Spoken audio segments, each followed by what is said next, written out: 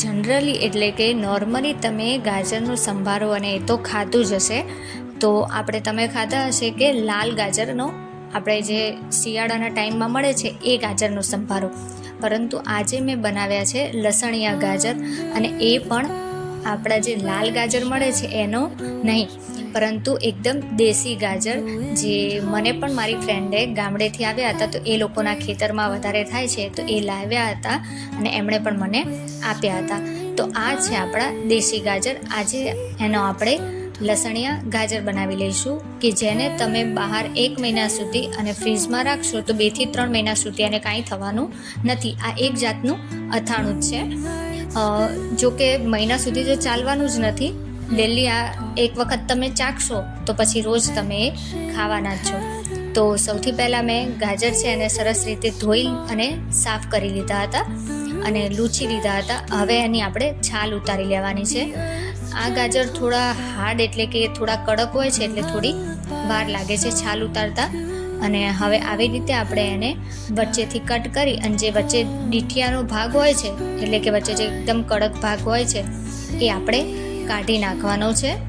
અને હા, જો તમે મારી ચેનલ ઉપર પહેલી વાર આવ્યા હોય એટલે કે મારો વિડીયો ફર્સ્ટ ટાઈમ જોતા હોય તો please please please video like કરો અને મારી ચેનલને સબસ્ક્રાઈબ કરવાનું ભૂલતા નહીં. અને હા, જો વિડીયો ગમે અને તમને લાગે કે બીજા કોઈને શેર કરીએ આપણે, તો પ્લીઝ શેર કરો યાર, અને મારી ચેનલને પ્લીઝ સબસ્ક્રાઈબ કરો. તો આવી રીતે જે ગાજર છે હું તમને પહેલાં એક જ ગાજર કરીને બતાવું છું. તો એનો આવી રીતે ડીઠિયાનો ભાગ કાઢી લીધો છે, કારણ કે એકદમ કડક ગાજર છે, તાજા છે, એટલે આને જે નોર્મલી ગાજર કરતાં આને થોડી વાર લાગે છે. તો આવી રીતે આપણે એને કટ કરી લેવાના છે. ગાજરને વચ્ચેથી ડીઠિયાનો ભાગ કાઢી જ નાખવાનો છે.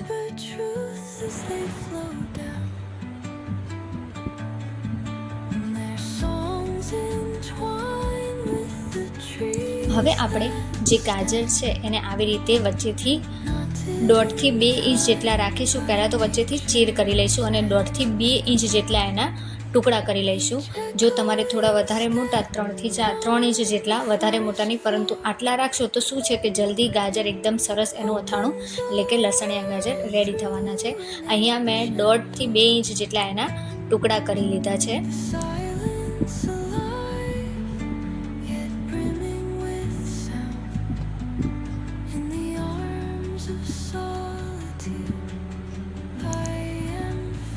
તો અહીંયા આપણે બધા ગાજર છે એના આવી રીતે ટુકડા થઈ ગયા છે.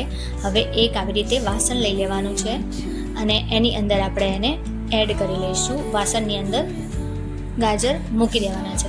હવે આપણે એની અંદર મીઠું, મેં અહીંયા ગાજરના માપ પ્રમાણે 1.5 ચમચી જેટલું મીઠું એડ કરી લીધું છે, અને ત્યારબાદ 1 થી 1 ચમચીની થોડી ઉપર હળદર નાખી દીધી છે. હા, જે આપણે કેરીનું અને એનું અથાણું બનાવીએ છીએ, કેરી ગુંદાનું કે કોઈ પણ, તો એને આવી રીતે આપણે હળદર મીઠાવાળા કરીએ છીએ. બસ એ જ રીતે આપણે ગાજરને પણ હળદર મીઠાવાળા કરી લેવાના છે. હવે આને સરસ રીતે મિક્સ કરી લઈશું. હવે આ સરસ રીતે મિક્સ થઈ ગયા છે તો એને ઢાંકીને આખી રાત અથવા 6 થી 7 કલાક માટે રહેવા દઈશું.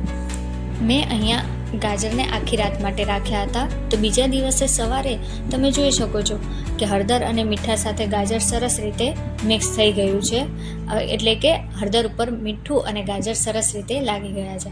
તો હવે એને આપણે કોઈ પણ કાળાવાળા વાસણની અંદર આવી રીતે લઈ લેવાના છે. જો થોડો પણ પાણીનો ભાગ હોય તો એ નીકળી જાય.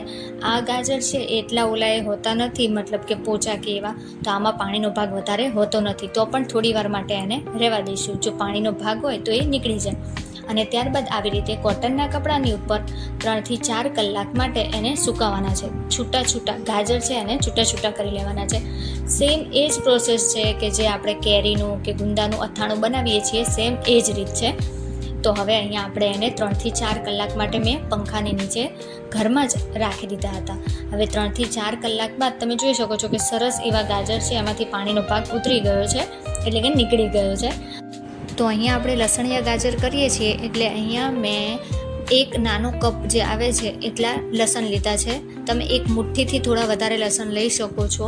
જો લસણ વધારે ખાવું હોય તો તમે એ પ્રમાણે લઈ શકો છો. હવે જે આપણે કહીએ કે કેટલું લસણ, તો લસણની ક્વોન્ટિટી આમ જોવા જઈએ તો જો તમે ફીંડવા કહેતા હોય તો 2 ફીંડવા એટલે કે 2 મોટા લસણના જે ગાંગડા આવે છે એ 2 લસણના ગાંગડા લીધા છે અને એની અંદર થોડું મીઠું એડ કરીને 1/2 થી 1 ચમચી મીઠું એડ કરી અને સરસ રીતે ખાંડી લીધું છે. હવે એમાં આપણે મરચું લસણમાં જ એડ કરી લેવાનું છે. વઘાર આપણે કરવાનો છે, પરંતુ જે મરચું છે એ લસણની અંદર એડ કરી લેવાનું છે. મારી પાસે કાશ્મીરી અને દેશી એ મેં મિક્સ મરચું વાપરું છું, તો એના માટે મેં અહીંયા 3 ચમચી જેટલું મરચું લઈ લીધું છે. તમે તમારા ટેસ્ટ પ્રમાણે અને તમારું મરચું કેવું છે એ પ્રમાણે તમે યુઝ કરી શકો છો. અહીંયા મને થોડું લસણ વધારે લાગે છે એટલે મેં થોડું મરચું વધારે પણ 1 ચમચી જેટલું એડ કરી લીધું છે. તો હવે અહીંયા આપણી જે લસણની ચટણી કહો કે જે લસણીઓ કહો એ એકદમ રેડી થઈ ગયો છે. તો જોઈ શકો છો કેવું લાલ ચટક આપણો મસાલો છે એ રેડી છે, થઈ ગયો છે. હવે એને થોડી વાર માટે મિક્સ સરસ રીતે કરી દઈશું અને એને હવે આપણે એક બાજુ રહેવા દઈશું. તો એક બાજુ હવે આપણે જે લસણિયા ગાજર બનાવવા માટેનો વઘાર રેડી કરી લઈએ. તો એક કઢાઈની અંદર થોડી વધારે પ્રમાણમાં ગાજરના પ્રમાણે આપણે એમાં તેલ એડ કરી લઈશું. થોડું વધારે જ તેલ લઈ લેવાનું છે. ત્યારબાદ એની અંદર હિંગ એડ કરી લેવાની છે અને હિંગ સરસ રીતે ગરમ થઈ જાય ત્યારબાદ જે આપણે મરચાંવાળું લસણ એટલે કે મસાલો રેડી કર્યો હતો લસણીઓ, એને આપણે તેલમાં એડ કરી દેવાનો છે અને ગેસ છે એકદમ ધીમો રાખવાનો છે, કારણ કે મરચું અને લસણ છે એ બળવું જોઈએ નહીં, એનું ખાસ ધ્યાન રાખવાનું છે.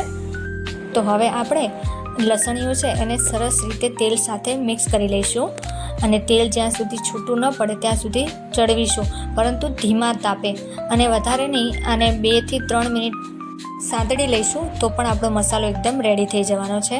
તો અહીંયા 2 મિનિટ બાદ ગેસ બંધ કરી લીધો છે અને તમે જોઈ શકો છો કે તેલ પણ સરસ છૂટું પડવા માંડ્યું છે અને મસાલો કેટલો સરસ આમ એકદમ રેડ ખાવાની એવી મજા આવે એવો આપણો લસણિયાનો મસાલો રેડી થઈ ગયો છે. હવે આને પહેલાં આપણે ઠંડો થવા દેવાનો છે. તો એને હું ગેસ ઉપરથી ઉતારી લઈશ અને એને એક બાજુ ઠંડો થવા માટે મૂકી દઈશું.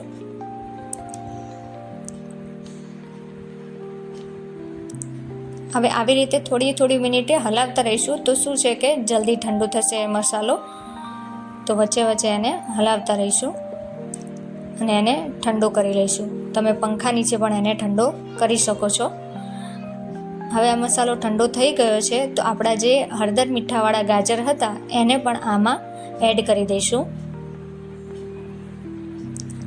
અને એને સરસ રીતે મિક્સ કરી લેવાનું છે, જેથી બધો મસાલો છે, બધો લસણીઓ છે એ ગાજરમાં સરસ રીતે મિક્સ થઈ જાય અને જે આપણો લસણીઓ છે એ એકદમ ગાજર છે એને કોટ કરી લે, એટલે મરચું અને ગાજર છે એ લસણ ઉપર એકદમ સરસ રીતે આપણે મિક્સ કરી અને કેમ અથાણાનો જે મસાલો આપણે બનાવીએ છીએ અને કેરી કેવી સરસ રીતે મિક્સ થઈ જાય છે, બસ એ જ રીતે આને પણ ગાજરને મસાલા સાથે મિક્સ કરી લેવાનો છે. હવે આ ગાજર છે એ લસણીયા સાથે સરસ રીતે મિક્સ થઈ ગયું છે. તો આપણે એને 2 થી 3 કલાક માટે એને આપણે ઢાંકીને રહેવા દેવાનું છે. હવે 2 થી 3 કલાક અથવા વધારે 4 થી 5 કલાક કે ગમે ત્યાં સુધી તમે રાખશો. ત્યારબાદ તમે ખોલીને જોશો તો આપણો મસાલો છે એ ગાજર સાથે સરસ રીતે મિક્સ પણ થઈ ગયો છે અને તેલ પણ છૂટું પડી ગયું છે. હવે આને આપણે આવી રીતે કાચની બરણીની અંદર ભરી લેવાનો છે. કાચની બરણી છે એને સરસ રીતે પહેલાં ધોઈ અને કોરી કરી લેવાની છે, તડકામાં થોડી વાર માટે સૂકવી લેવાની છે અને એની અંદર હવે આપણે આ જે આપણા લસણિયા ગાજર છે એ ભરી લેવાના છે. હવે આને તમે 2 મહિના સુધી ફ્રીજમાં રાખી શકો છો. બહાર રાખો એના કરતાં ફ્રીજમાં રાખો તો વધારે સારું છે, પરંતુ જો ભાવશે તો આ 10 થી 15 દિવસમાં આ લસણિયા ગાજર છે એ ખતમ થઈ જ જવાના છે.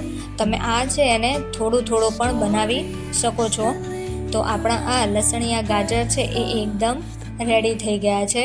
તો તમે પણ બનાવો અને બાદમાં મને જણાવો કે તમને કેવા લાગ્યા આ લસણિયા ગાજર. અને જો વિડીયો ગમ્યો હોય તો લાઈક કરો અને ચેનલને સબસ્ક્રાઈબ કરવાનું ભૂલતા નહીં.